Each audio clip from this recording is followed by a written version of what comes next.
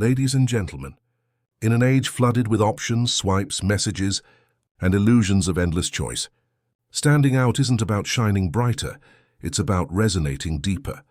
A woman with many options is not merely selecting a partner, she is unconsciously searching for meaning, myth, and the embodiment of something she didn't know she was waiting for. If you want to be chosen, you must become more than a man. You must become a symbol, a mirror, and sometimes a myth. First, understand this. She is not just choosing a person. She is choosing an archetype, a story, a pattern she has carried within since her earliest dreams. She may not know this. Most don't, but you must. You cannot become her fantasy. You must become the figure that makes her redefine fantasy. Second, don't reveal everything. The unknown is sacred. What we cannot name, we cannot dismiss. When you show your flaws, let it be intentional. When you share your desires, let it be selective. Depth is not about performance. It is about containing multitudes and allowing only a glimpse. The man who stands quietly in his own shadow commands more attention than the one who begs in the light. Third, become inevitable. Not loud, not desperate, but fated. Speak in a way that makes her feel she has met you before. Echo her values. Mirror her desires. Let her feel not that she found you, but that you had been circling each other long before the first word was spoken. Fourth, do not chase. The moment you orbit her, she becomes the sun. She doesn't need another planet. She needs a constellation. Create your own gravity. Define the terms. Shape the meaning of every encounter. Make her enter your world, because the man who frames the story becomes the story. And finally, restraint is power. Speak when it's costly. Touch when it echoes. Disappear when expected to stay. The most dangerous man is not the loudest, but the one who could act and chooses when. Let others send flowers and poems and emojis and texts at midnight. Let them try to win her through volume. You will win her through vibration, by becoming the man her psyche cannot categorize. You become unforgettable not because you fill her senses, but because you awaken her soul. In the end, you are not fighting for her attention. You are inviting her into a deeper recognition of who you are, and who she becomes when she is near you. Not chosen like an option, but followed like a calling. Thank you. Attraction is not born in the logical mind. It lives in the unconscious. Beneath preferences for height, status, charm, or humor, something deeper stirs. The silent pull of archetypes, those timeless characters that live in every human psyche. She may say she wants someone kind or funny or driven, but what she is drawn to, again and again, is a particular shape of energy, an inner pattern. These patterns aren't random. They're ancient. They've been with us since myth was memory. You must learn to see what even she cannot name. Perhaps she is unconsciously looking for the king, a man who brings order to chaos, who carries quiet authority, who does not compete but rules. Or maybe she is chasing the rebel, the untamed spirit who reminds her of freedom, danger, and the thrill of stepping beyond the lines. She might long for the sage, one who sees the hidden truth, whose silence speaks more than the loudest voice. Or perhaps the lover, not the needy romantic, but the one who evokes sensation, presence, and surrender. If you try to become what you think she wants, you will drown in performance. But if you can intuit the archetype she seeks, and embody it, not perform it, you bypass her defenses. You don't persuade, you resonate. This is why some men seem to captivate without effort. They're not necessarily better looking, richer, or smarter. They simply carry an energy that matches the unconscious narrative she's been living all her life. And when that match is made, when the inner story meets its outer symbol, logic becomes irrelevant. You cannot fake this. The archetypes are not costumes. They are states of being. To wear the crown of the king, you must confront your own chaos. To become the rebel, you must first defy the rules that bind you. You must become internally what you hope to reflect externally, because ultimately, a woman with many options isn't looking for novelty. She's waiting for recognition. Not of you, but of herself in the presence of something timeless. There is a part of every man that wants to be seen, admired, validated. He is taught to present his best traits, his success, his strength, his wit, his warmth. He is taught to shine. But what he is rarely taught is this: what you reveal too soon loses its value, and what remains partly hidden becomes magnetic. Mystery is not a tactic. It is a presence born from discipline. The discipline of withholding just enough to provoke curiosity, not confusion. The moment you explain yourself entirely, you become definable. And anything that can be defined can be dismissed. Mystery lives in restraint. The restraint to leave some questions unanswered. The restraint to resist filling every silence. The restraint to let her wonder. And this wonder, the tension between what she sees and what she senses, is where desire begins. But to truly embody mystery, you must first make peace with your shadow, the rejected, hidden, or denied parts of yourself that society told you were unlovable, unacceptable, or dangerous. Most men either suppress the shadow or let it leak out uncontrollably. One turns into the overly agreeable nice guy, afraid of intensity or confrontation. The other becomes the unstable manipulator, hiding insecurity behind aggression. But the integrated man, the one who is both light and dark, who has touched the edges of his own psyche without being consumed, he is the one who captivates. This is the paradox. The man who owns his darkness is far more trustworthy than the man who pretends it doesn't exist. Women, especially those with many options, are attuned to emotional incongruence. They may not name it, but they feel it. And when you present yourself as only sweet, harmless, or virtuous, she may smile, but she will not feel pulled. Because the psyche does not crave perfection, it craves wholeness. Your shadow contains power, not the kind that shouts or dominates, but the kind that speaks without needing to convince. It is the calm in your gaze when others flinch, the stillness in your energy when she tests your boundaries. The moment you show that her beauty, her charm, even her silence, none of it disorients you. Why? Because you've met far more dangerous things within yourself. This is what makes you unforgettable, not how impressive you are in the light, but how comfortable you are in the dark. When she senses that you're not afraid of your own depth, she begins to trust you in hers.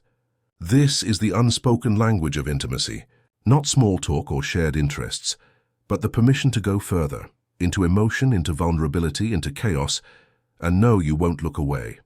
And so, you must cultivate this presence. Begin by sitting with your own discomfort.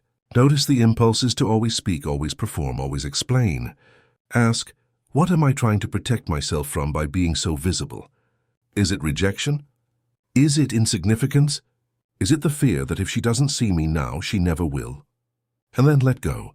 Let her earn your story, not because you're playing games, but because you respect your own depth too much to spill it for free. Speak with pauses. Act with intention. Let your silences carry meaning. When you look at her, see her fully, but reveal less. Not to manipulate, but to offer the tension her soul craves. The dance between known and unknown, between safety and danger, between form and mystery. You are not a product to be sold. You are a world to be discovered. And like all mysterious worlds, the invitation is not shouted. It is whispered, through body language, through self-possession, through the quiet confidence of a man who doesn't need to prove, because he already knows. This is not about withholding affection or being distant for its own sake. That is performative detachment. What matters is authentic containment, your ability to feel fully, to care deeply, to desire strongly, without giving yourself away in fragments. Let her sense there is more. Not because you're hiding, but because you're layered, because you've lived, because you've lost, because you've sinned and forgiven and fallen and returned. Because your shadow is not your shame, it is your edge. And the edge is what separates the man she forgets from the one she cannot stop thinking about. In a world where countless faces pass each other without consequence, what seizes a woman's attention is not novelty, it's recognition.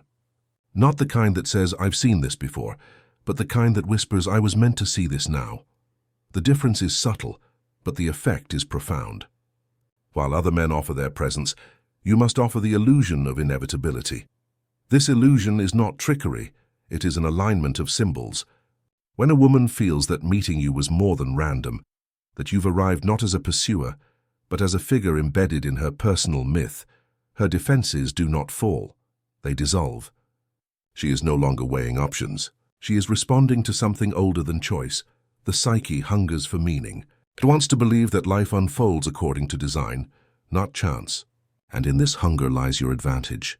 While others compete through traits, looks, charm, status, you create an emotional imprint by becoming part of a larger narrative, the story that feels destined, The man who feels familiar in a way that cannot be explained.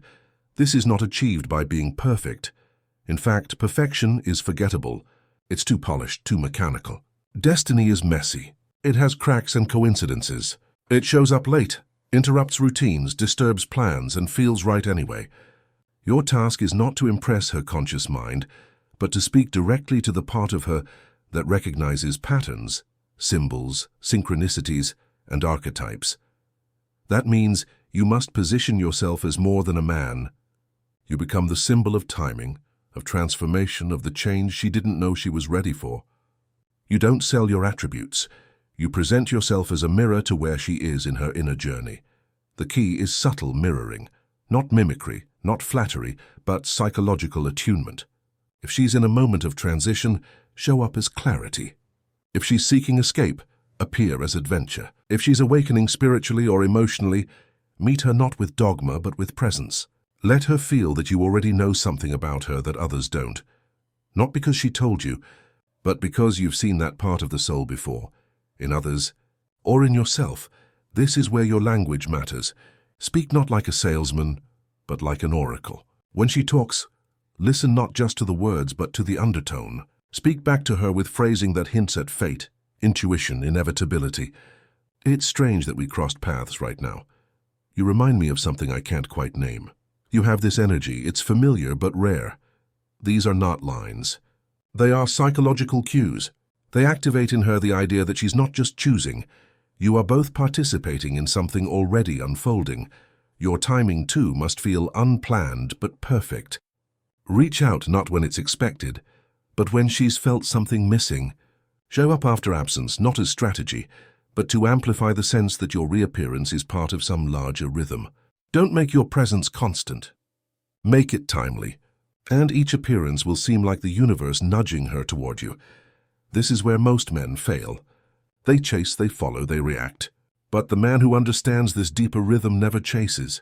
He emerges. He appears in her life not like a candidate, but like a chapter. And once you become a chapter, you are not compared. You are experienced. To do this, you must master one thing: stillness within yourself. You cannot appear fated in someone's life if you are restless in your own. When you know who you are, where you're going, and what you value, when your life moves with purpose, others feel it. She will feel it. And because most people drift, a man with direction feels divine. Yet even this direction must be tempered with openness. Destiny is not rigid. It is fluid, mysterious, suggestive. So you must hold your ground while still inviting her in. Let her feel that you were already walking this path, and her presence, while unexpected, makes perfect sense.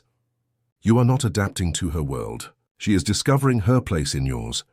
You also must resist the urge to declare your importance. The moment you try to convince someone that you are meant to be, the illusion fractures. What is inevitable does not announce itself. It allows others to come to that realization on their own.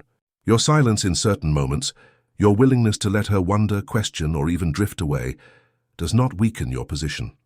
It strengthens the myth, because myths don't beg to be believed. They exist beneath belief. They haunt, they echo, they return in dreams. And if you can become one, if you can attach yourself to the part of her story that feels both new and ancient, she won't just want you. In every interaction, one person sets the frame and the other steps into it. The frame is not what is said. It is what gives meaning to what is said. It is the unspoken context that shapes the emotional atmosphere between two people. Most men, unaware of this subtle architecture, operate inside the woman's frame. They adjust, they pursue, they react. And in doing so, they become replaceable. To stand out, you must understand this fundamental law. Whoever controls the frame controls the dynamic. This doesn't mean domination, it means direction. It means you are the one defining what this is, how this feels, and where it's going. You do not compete for her attention. You create a world she wants to enter. A woman with many options is not waiting to be impressed. She is surrounded by performance. Compliments, flattery, clever lines, she's heard them all. But what she rarely experiences is a man who does not orbit her, but whose presence carries its own gravitational pull. That pull comes from frame control, from being so rooted in your own perception of reality that others begin to see through your lens. This begins with certainty, not arrogance, not loudness, but a quiet knowing of who you are, what you value, and what you will and will not allow into your space. You don't chase because you do not see her attention as scarce. You see your energy as precious. Your time, your attention, your presence, these are not given freely. They are invitations, not requests. When you walk into a room, you don't seek to impress. You observe. You calibrate. You let others reveal themselves first. You speak not to be heard, but to shape the mood. And when you engage with her, you're not looking for approval. You're looking for alignment. This subtle shift removes you from the frame of the supplicant and places you in the frame of the sovereign. It's important to understand, the feminine is responsive by nature. It is attuned to signals, energy, rhythm. If your frame is weak, if you're uncertain, seeking validation, emotionally reactive, she will test it, not to destroy you, but to see if you can hold. If you fold, she withdraws. If you hold, she relaxes. This is not manipulation. It is biology. The psyche craves structure, and the frame is psychological structure. When she flirts, disappears, returns, challenges you, questions your intentions, do not react. Respond only when it serves your frame. If she pushes, let the push fall into stillness. If she withdraws, stay unmoved. Show not through words but through behavior that you decide when and how you engage. Your presence is not reactive. It is selective. Control of the frame also means you do not explain yourself unless it is meaningful. You do not justify your values. You do not apologize for your standards. You do not overshare in an attempt to seem open. You are open but discerning. You are warm but boundaried. Your emotions exist but they do not leak. You are not a mystery because you are hiding. You are a mystery because your essence cannot be accessed by demand. This control is internal, not theatrical. It's not about pretending to be stoic or aloof. It's about being so centered that no matter how attractive, intelligent, or emotionally complex she is, you do not leave yourself to pursue her. You stay rooted in your own field, and if she is drawn to you, it is because your field has definition, texture, shape. Frame control also includes how you define the relationship. From the first interaction, she must feel that you are not seeking a role in her story. You are inviting her into yours. This doesn't mean talking about your goals or your plans in some calculated way. It means living in such a way that your life already has momentum, and she can sense that you are going somewhere with or without her. Women are drawn not to men who promise the world, but to men who already seem to inhabit one. When you embody a frame of self-direction, purpose, and emotional containment, she feels it before she understands it. And while others attempt to impress her, you impress meaning upon the space between you. If you slip and let her define the tone, you do not fight it. You reset it. You step back. You pause. You let absence speak when presence is no longer respected. Your value is not asserted through noise. It is remembered through contrast. Others give her attention to gain access. You give her the option of access, and that alone alters the dynamic. The frame is not about control over another. It is about control over yourself in relation to another. When you master that, you shape not just how she sees you, but how she sees herself when she's with you.